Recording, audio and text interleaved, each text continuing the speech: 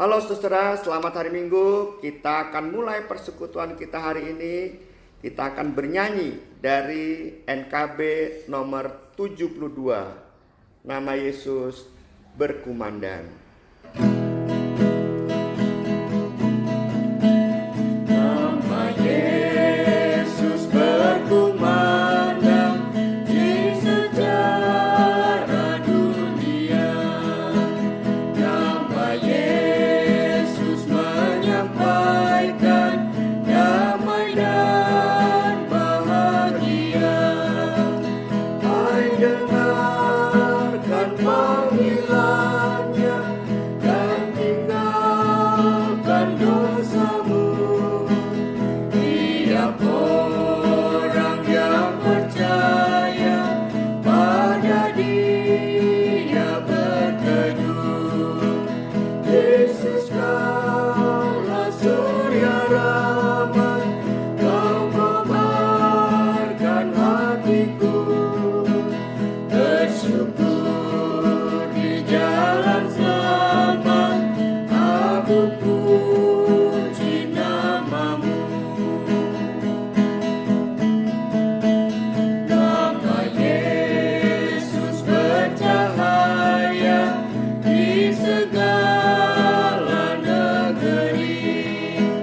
Dalam terang penghiburannya, pengharapan berseri.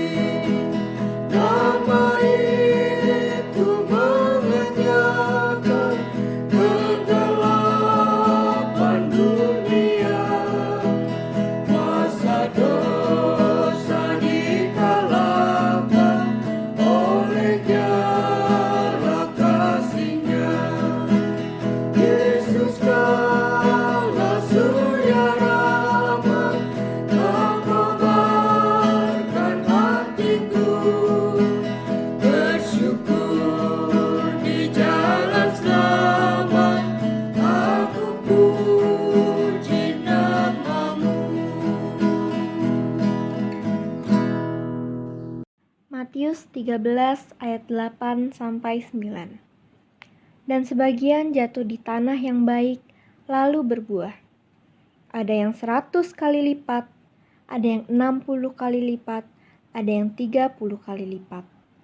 Siapa bertelinga, hendaklah ia mendengar. Saudara-saudara yang terkasih dalam Tuhan Yesus Kristus, Injil minggu ini bercerita tentang perumpamaan seorang penabur, kisah yang sudah terkenal. Nah, perumpamaan ini bagi saya menyadari bahwa Injil sedang mengajak kita untuk mewujudkan bagaimana diri kita sebagai murid Kristus.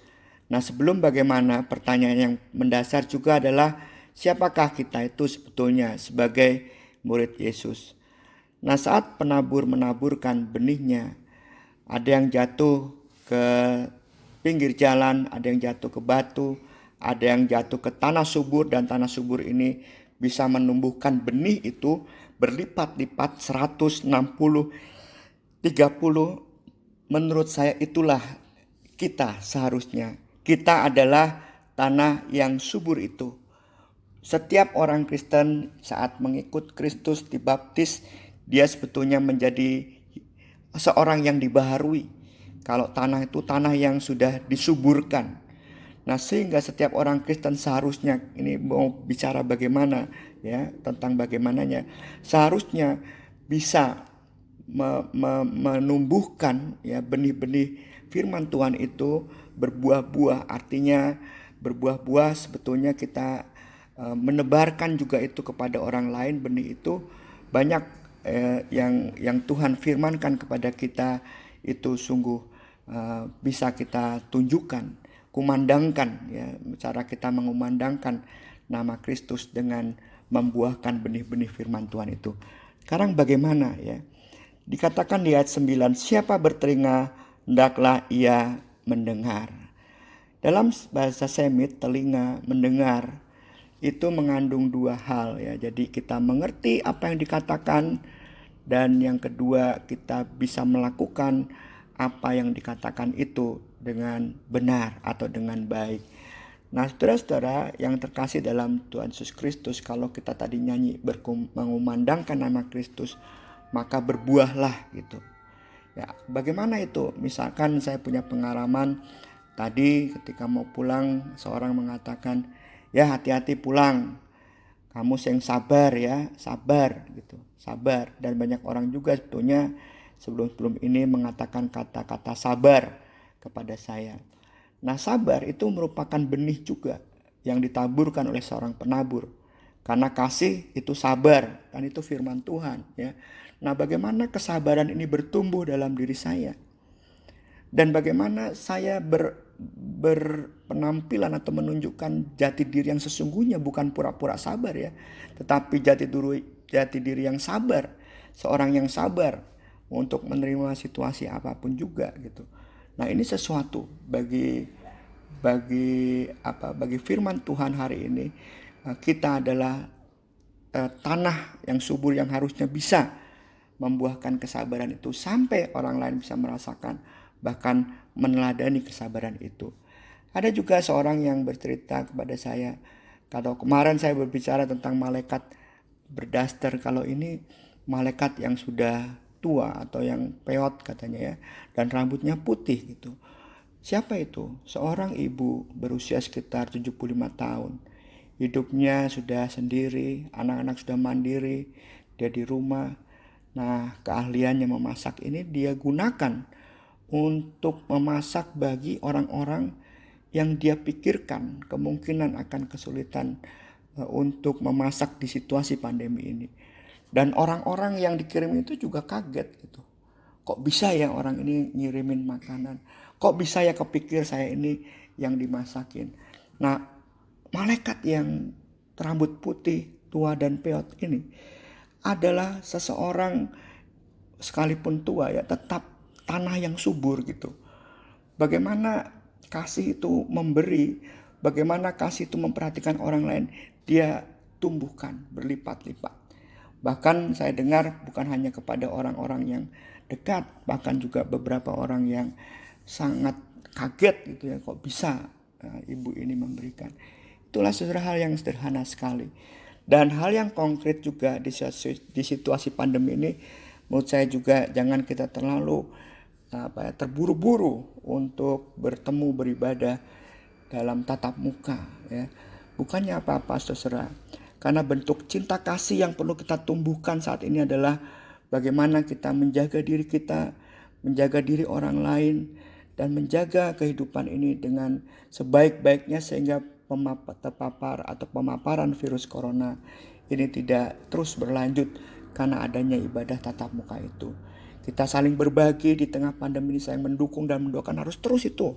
Jangan hilang, karena itulah yang harus kita buahkan dalam kehidupan ini. Inilah cara kita mengumandangkan nama Kristus yang konkret pada hari ini.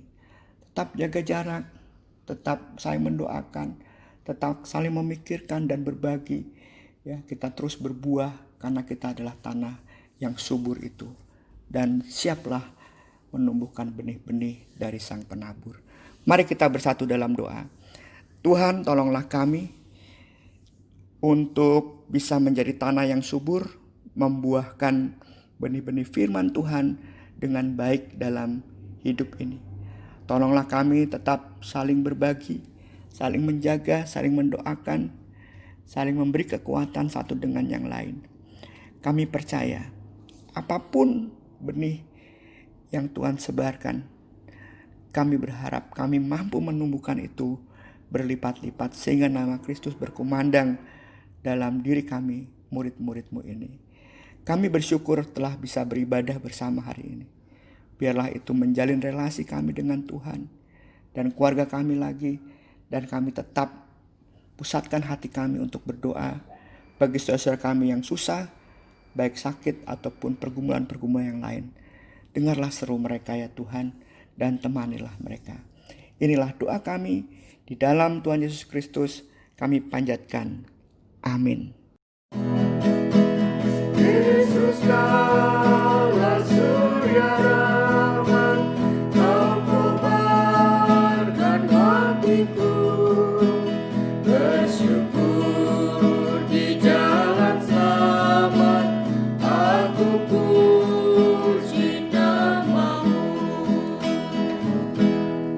Tuhan memberkati saudara.